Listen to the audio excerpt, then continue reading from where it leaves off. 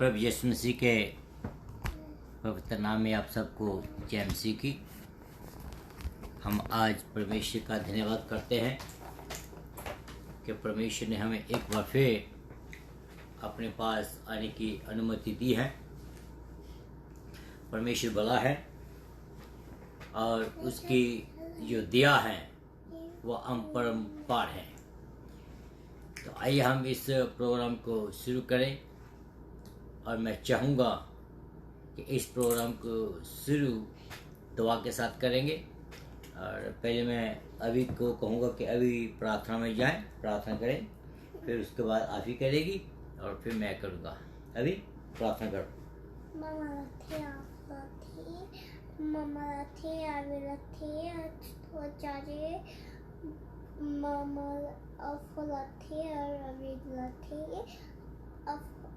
Mama Lathi, Afulati,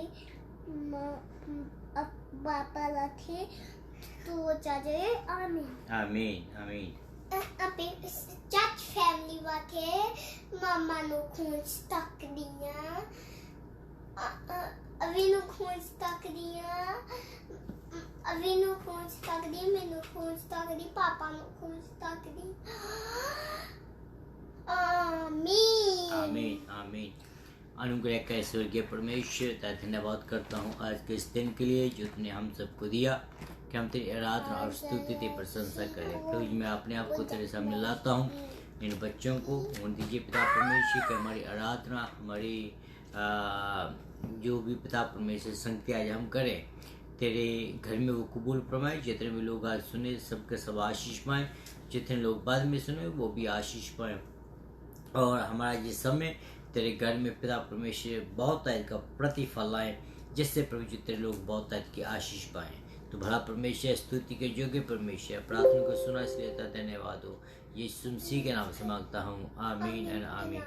आइए हम आज इस गाने को सुने, बहुत प्यारा गाना है।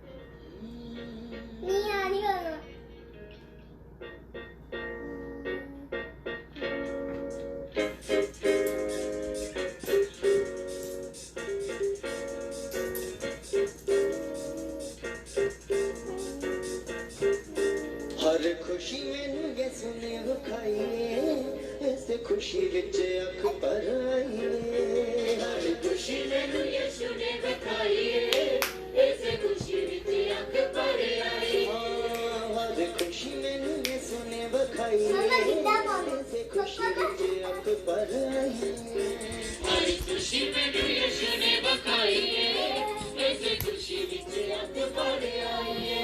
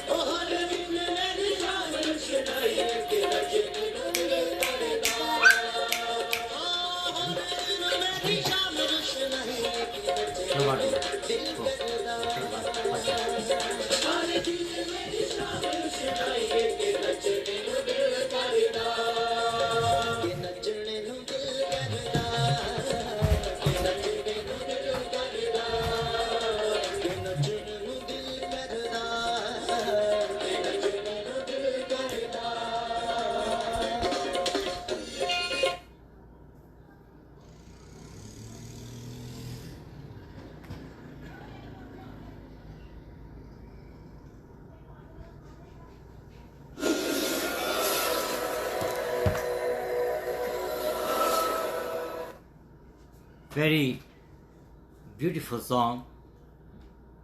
हर खुशी मैनू जे सुने विखाईए ते नचने नू दिल करदा है. And I do believe 100% in my heart कि जो लोग यीशु मसीह के पवित्र लहू से धोए गए हैं, जो लोग प्रभु यीशु मसीह की आराधना और स्तुति करते हैं, चाहे किसी भी हालात में क्यों ना हो, वो जो है वो परमेश्वर में खुश रहते हैं और हमेशा नाचने और कूदने के लिए तैयार रहते हैं मसीह में. एक बड़ी कहावत है कि नाचने वाले की एड़ी न रहती, गाने वाले का मुंह. जो लोग जिनके पास परमेश्वर का वचन है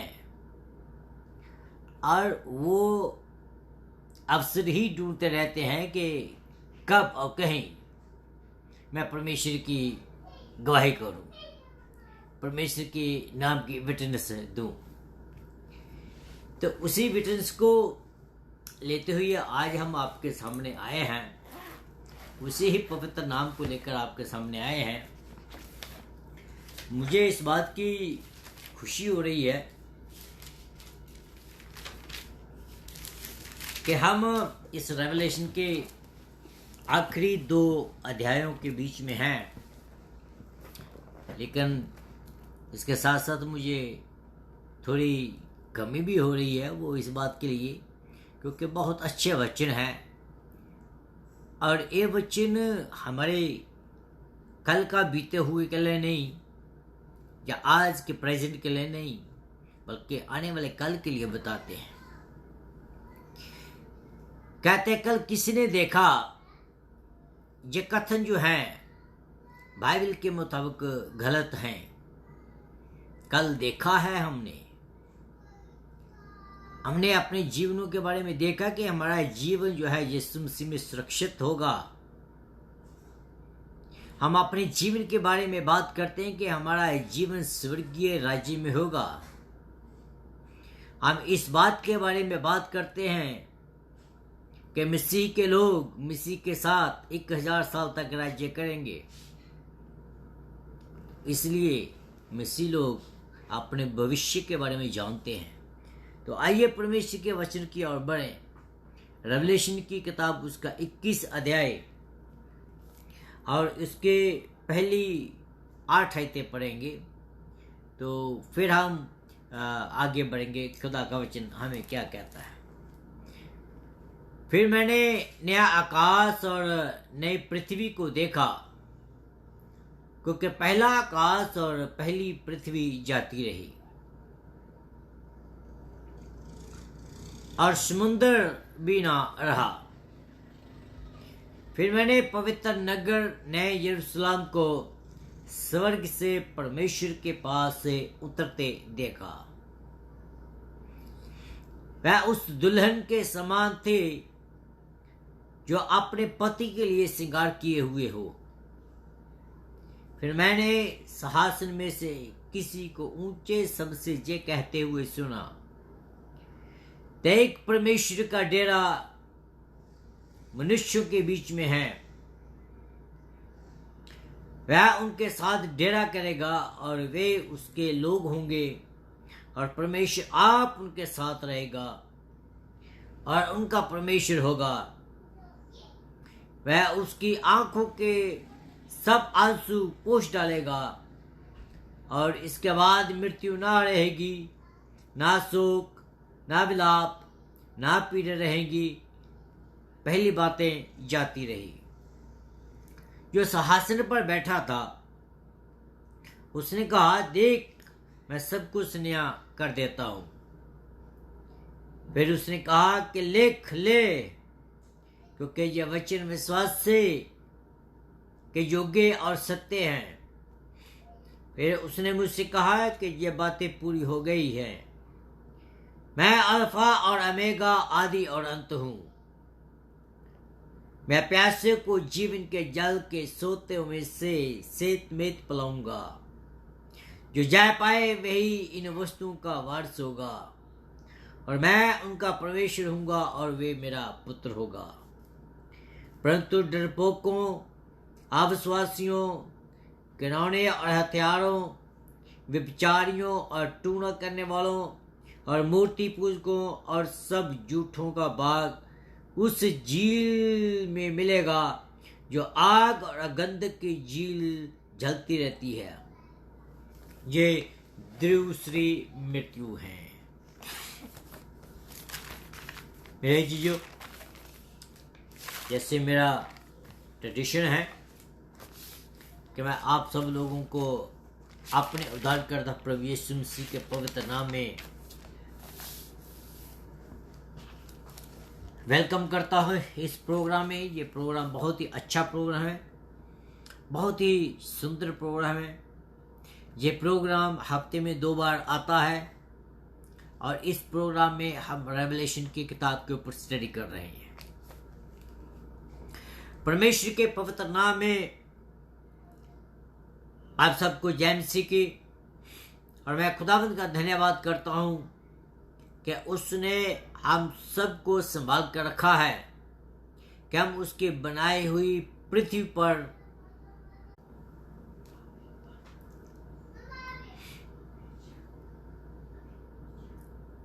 पिछले हफ्ते में हमने ये देखा था अंतिम न्याय के बारे में।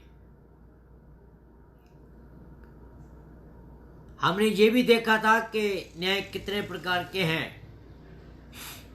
और आज हम 21 अध्याय को शुरू करने वाले हैं।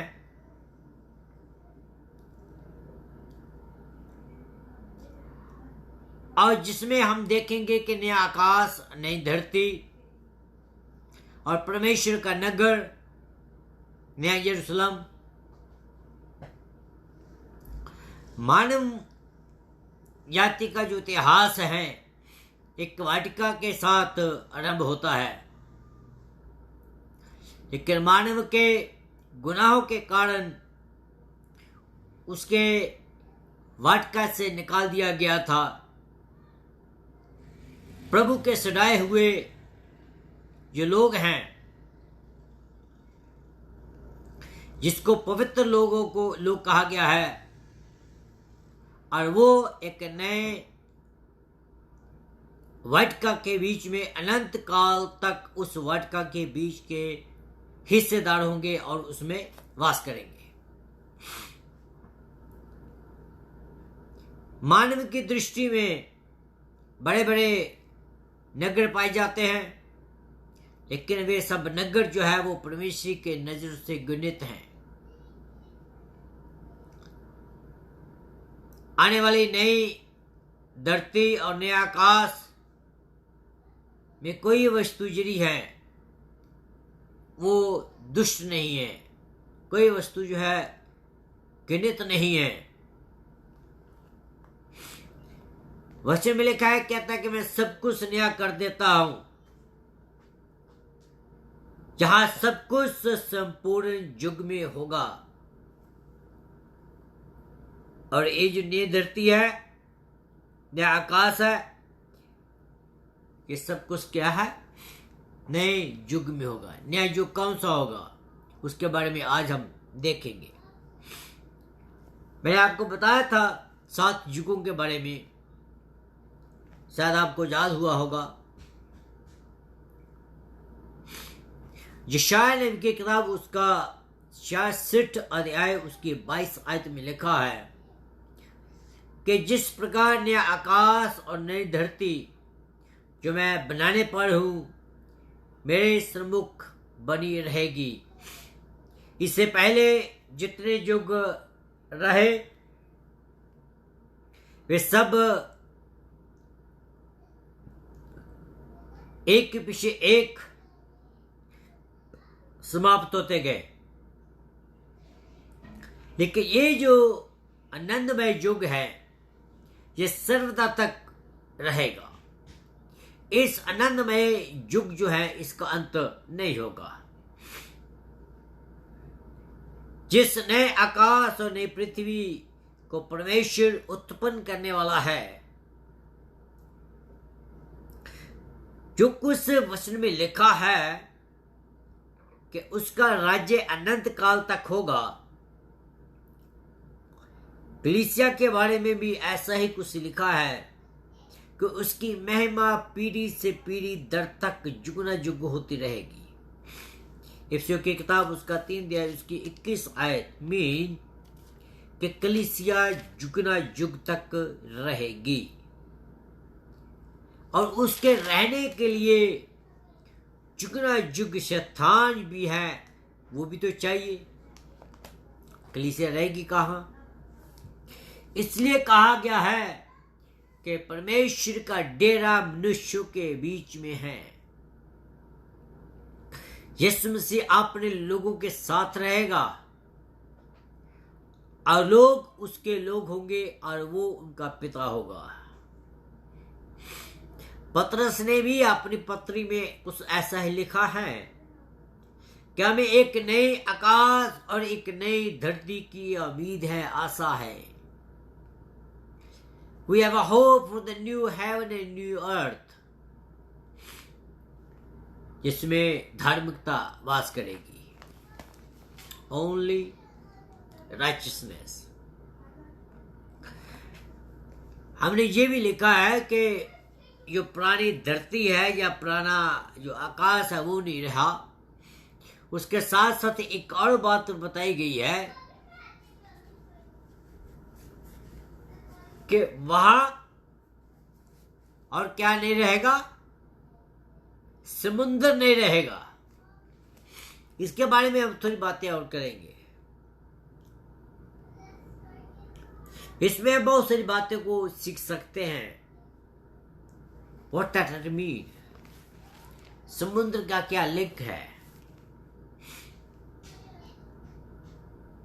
समुद्र ने धरती को अनेक भागों में बांटा हुआ है। समुद्र ना रहने पर कोई अलगाव ना होगा। मीनिंग कि आज जो हिस्सों में बटे हुए हैं वो हिस्सों में नहीं रहेगी। Everything will be one, everything will be united, everything will be one.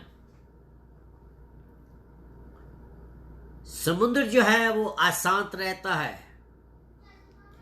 उसकी लहरें जो है उठती रहती हैं, शोर मचाती हैं,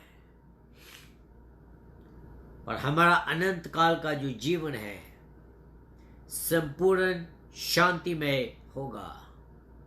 वहां कोई भी लफड़ा नहीं होगा, वहां कोई भी नॉइस नहीं होगी, वहां कोई भी ऊंच नीच का जो अंतर है वो नहीं होगा, कोई भी रिश्वत का जो मामला है वो नहीं होगा, कोई भी आपादी की चाहत नहीं होगी। क्यों? क्योंकि हम सब एक ही होंगे। तीसरी बात, आमोस नबी की किताब जो है, अगर आप उसको पढ़े 9 अध्याय उसकी 3 आयत में, समुद्र में अनेक बातें छिपी हुई हैं। किसमें? समुद्र में। क्या बातें? कौन सी? बहुत सारी। लेकिन अनंत काल के वास स्थान में मेमने के प्रकाश के कारण कोई बात छिपी ना रहेगी। On this earth I can hide anything, anywhere, anytime, even from my own close friends and the family member. मैं अपने बच्चों से कुछ छिपा सकता हूँ, अपनी बीवी से कुछ छिपा सकता हूँ, लेकिन परमेश्वर के राज्य में, परमेश्वर के घर में कोई भी बात जो है वो छिपी हुई नहीं रहेगी। क्यों? क्योंकि मेमने का प्रकाश ही इतना है कि we cannot hide anything. If I wanted to do it, first of all, I will not get into it.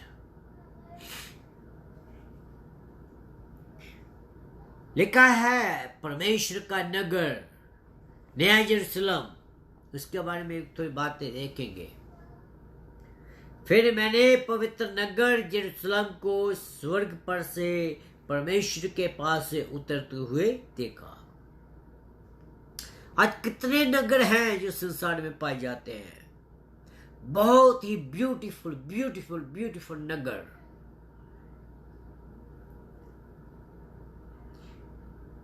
और हो सकता है कि आने वाले दिनों में भी ऐसे नगर पाए जाएं, जब तक परमेश्वर नहीं आता है। ये सब के सब आदमी के हाथों की बनाई हुई हस्तकला है, या आदमी के दिमाग जो है इसके पीछे काम कर रहा है। कभी कभी हम बिल्डिंग किसी को देखते हैं तो ताज्जुब रह जाते हैं कि ये बिल्डिंग बनाई कैसे। हम ताज्जुब रह जाते हैं कि तो ऐसे लग रही है जैसे कि स्लेट है, बिल्डिंग लगती नहीं। इंजीनियर, दिमागी काम, ये सब कुछ है। और उनमें जितने भी नगर आज तक पाए जाते, कोई भी पवित्र नगर नहीं है। लेकिन जिस नगर की हम बात कर रहे हैं, ये पवित्र नगर है। और इसके जो लोग हैं, और वो भी पवित्र हैं। कई लोग जो हैं इस स्वर्ग को एक स्थान नहीं मानते हैं। वो कहते हैं कि ये मन की कल्पनाएं हैं, स्वर्ग नाम की कुछ चीज है नहीं, नरक नाम की कुछ चीज है नहीं। लेकिन मेरे चीजों, मैं आपको ये बताना चाहता हूं, hell and heaven, it's real. Bible tells us it is a real place. Bible tells us that God has created hell for those who rebel against Him. और बाइबल ये भी बताती है कि मैं तुम्हारे लिए एक जगह तैयार करने जा रहा हूं, ताकि जहां मैं रहूं वहां तुम भी रहो। सो परमेश्वर जो है वो आपके लिए जगह तैयार करने के लिए गया हुआ है। आपकी जगह तैयार हो रही है। वाई? क्योंकि आपने वहां जाकर रहना है।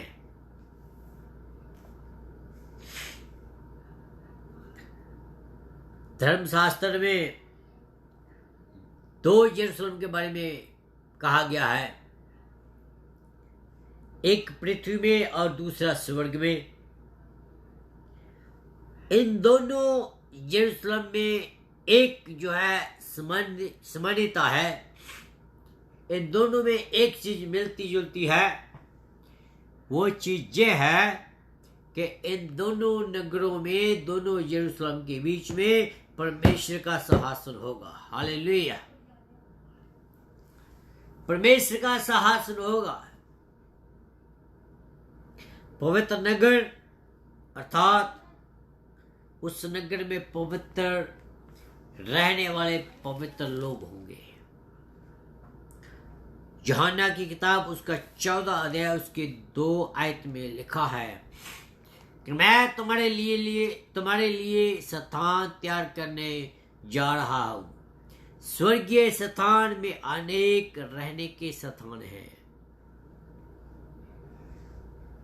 उनके रहने के स्थानों के बारे में नहीं, बल्कि प्रभु ने जो तैयार करने वाली बात कही है, जो स्थान की बात कही है, उसके बारे में हम देखेंगे।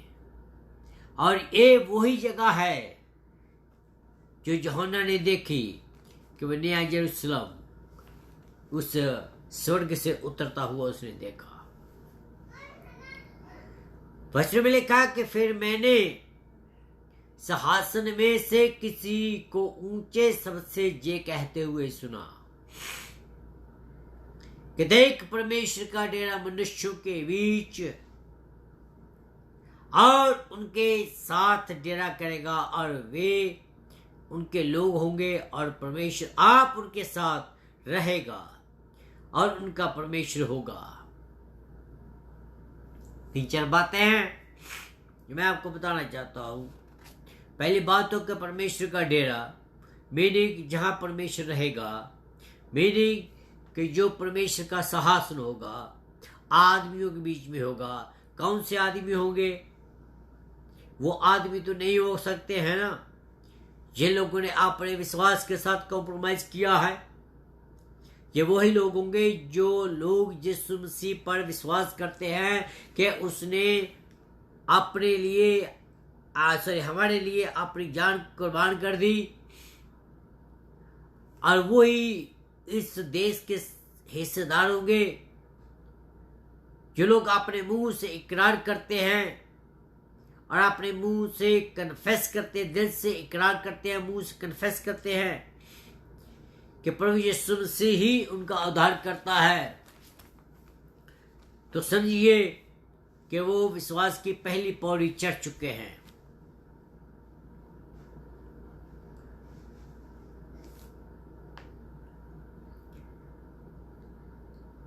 फिर लिखा है कि वो जो मनुष्य का डेरा जो है, सॉरी परमेश्वर का डेरा मनुष्यों के बीच में लगेगा, और वो उनके लोग होंगे और वो उनका पिता होगा। आजकल अमेरिका के बीच में इलेक्शन का जोर है, और आजकल जो मोस्ट कंट्रीज जो राज्य की जो बुनियाद है, जैसे मैं कहूँ कि जो राज्य की पीरियड है, ज्यादा से ज्यादा 4 साल तक या 5 साल तक है, और उसके बाद अगर कोई बन गया फिर दोबारा तो वो उसकी किस्मत, अगर नहीं बना तो 4 साल तक रहेगा। 4 साल की बुनियाद, 4 साल का समय। लेकिन मैं आपको ये बता रहा हूं कि ये जो हमारे परमेश्वर का जो समय है, या हमारे परमेश्वर का जो डेरा है मनुष्यों के बीच में, वो 1 दिन नहीं, 2 दिन नहीं, 3 दिन नहीं, 4 दिन नहीं, 10 दिन नहीं, 100 दिन नहीं, 1 लाख दिन नहीं, बल्कि हमेशा हमेशा के लिए उसका डेरा जो है मनुष्यों के बीच में रहेगा।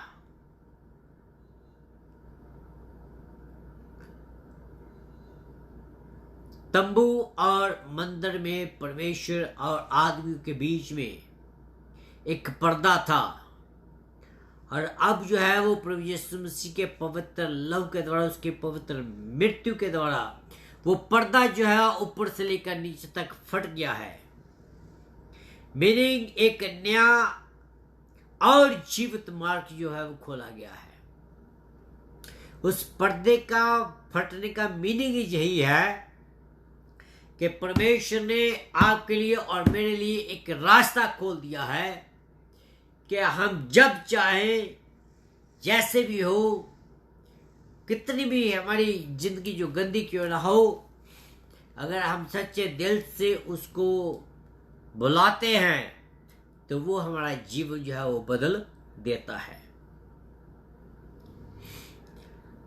वचन में लिखा है कि वहां एक और बात होगी, वहां कोई आंसू नहीं होगा। एक विश्वासी का जीवन आंसुओं का जीवन है।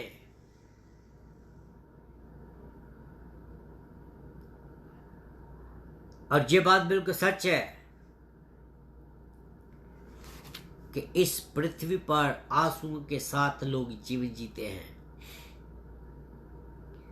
अगर आप बाइबल के बीच में देखें तो हम देखते हैं कि हमारा जो स्वामी जब वो इस पृथ्वी पर था वो रोया, और चेलों का स्वामी इस पृथ्वी पर जब था वो रोया, आंसू के साथ रोया, और ऊंची शब्द से वह भी रोया, ऊंची शब्द से।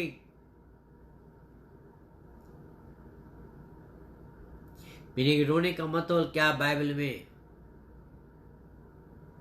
बाइबल के बीच में जो रोने का जो पद है सबसे छोटा पद है। अगर आप यूहन्ना की किताब पढ़े तो आपको पता चलेगा। लेकिन अगर जब हम आंसुओं की बात करते हैं तो दूसरा राजा उसकी 20 अध्याय उसकी 5 आयत में हम देखें तो वहां भी हमें पता चलता है आंसुओं के बारे में। फिर जॉब की किताब उसका 16 अध्याय 20 आयत में देखें तो हम देखते हैं कि अय्यूब का जो जीवन था वो आंसुओं भरा जीवन था। वो कहता है कि मैं ईश्वर के सामने आंसू बहाता रहूंगा।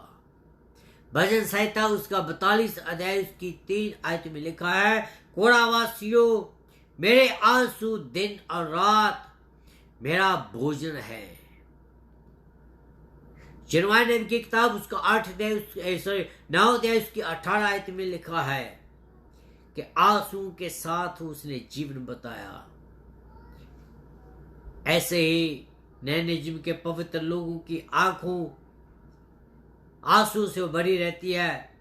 अगर आप देखना चाहें तो book of Acts chapter 20 verse 31 पौलुस कहता है कि मैंने आंसू के साथ अपने जीवन को व्यतीत किया। आंसू के साथ। अगर आज वचन के लिए आप आंसू बहाते हैं तो आप बहुत महान हैं। आप मसीह के लिए कुर्बान होते हैं तो बहुत महान है।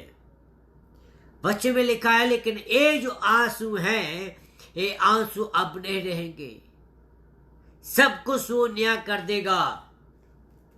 कहता है कि आंसू पोसने पर ना मृत्यु रहेगी, ना विलाप, ना पीड़ा। कहता है पिछली बातें चली गई और सब कुछ नया हो गया।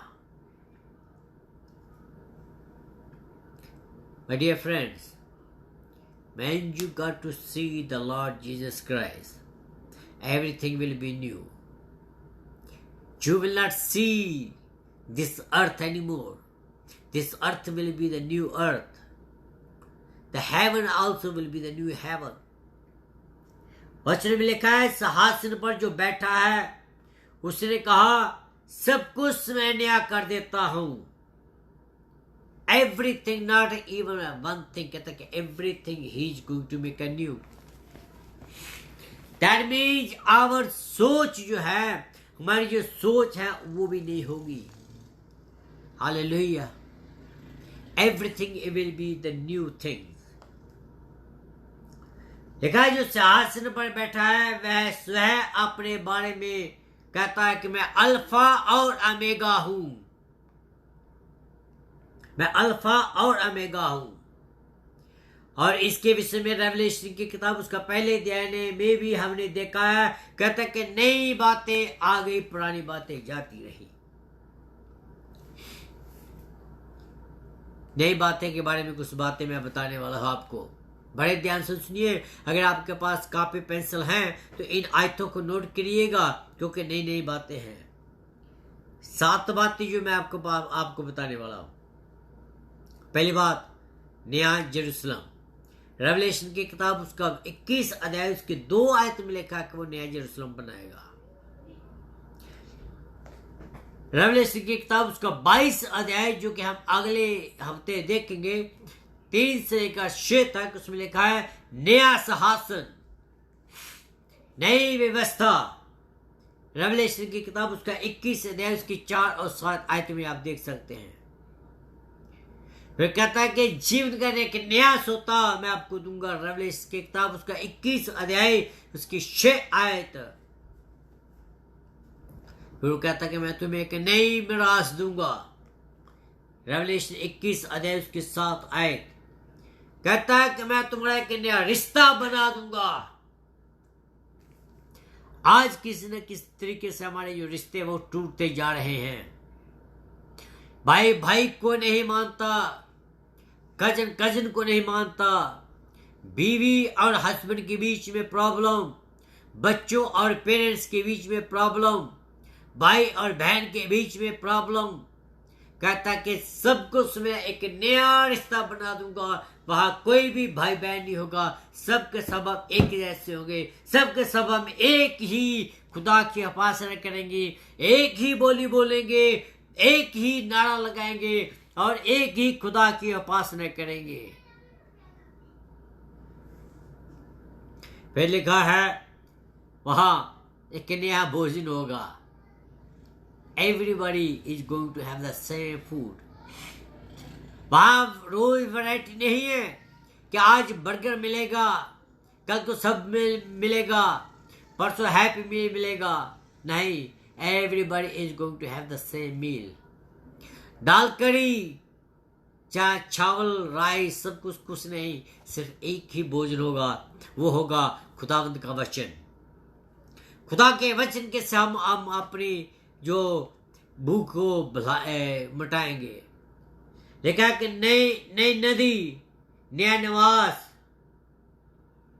नई राजधानी, कहता कि नए जीवन की चर्चा, नया राज्य।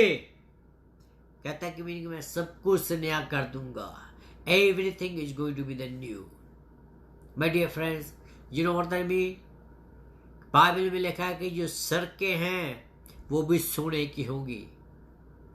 आज लोग सोना पाने के लिए तड़पते हैं, आज लोग सोना पाने के लिए तरसते हैं, लेकिन खुदावंत के लोग सोने की सड़कों पर चलेंगे, सोने की सड़कों पर चलेंगे। What will be the blessed day? What will be the blessed moment? What will be the blessed time that you and me, we are going to walk on the golden street. आपको सुनकर खुशी नहीं हो रही है क्या? मुझे हो रही है। I am going to walk on the golden street with my father, with my heavenly father. मैं प्रभु यीशु मसीह के साथ सोने की सड़कों पर चलूंगा। What a golden moment that will be. यूहन्ना ने आगे कहा है, लिख, क्योंकि ये वचन सत्य और विश्वास से योग्य हैं। उसने कहा कि ये बातें पूरी हो गई। खुदा ने सारी योजनाएं जो पूरी होगी उसकी, और उसका नाम, उसकी योजना आगे भी चलती रहेगी। पृथ्वी के काम शायद पूरे होंगे, लेकिन परमेश्वर की जो योजना आपके लिए और मेरे लिए है, इट विल बी कंटिन्यूस। वो आगे तक चलती रहेगी। पाप से छुटकारे का जो काम है वो पूरा हो गया, लेकिन आपकी जो आराधना है, आपकी जो वर्शिप है, वो चलती रहेगी, वो बंद नहीं होगी। परमेश्वर की योजना आपके और मेरे लिए ये है कि हर एक आदमी जो है वो परमेश्वर के राज्य में प्रवेश करे, और उसका एक ही तरीका है उसके राज्य में प्रवेश करने का कि हम अपने जीवन परमेश्वर को दे दें। कहता कि मैं प्यासे को जीवन जल के स्रोते जो है, कहता उनमें से पिलाऊंगा। nobody going to be thirsty again. Somebody put the post in Facebook. I was watching. One pizza delivery guy came.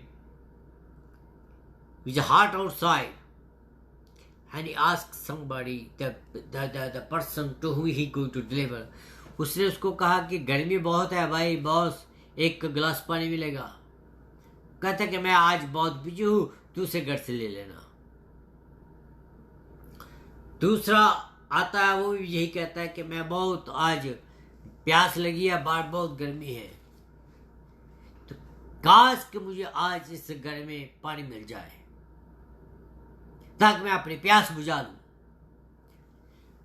और जब वो उसने उसको पिज्जा दिया तो वो कहने लगा, भाई साहब थोड़े समय के लिए रुकिएगा, बाहर गर्मी बहुत है, मैं आपके लिए एक पानी का गिलास ला दूं, आप अपनी प्यास बुझा लें।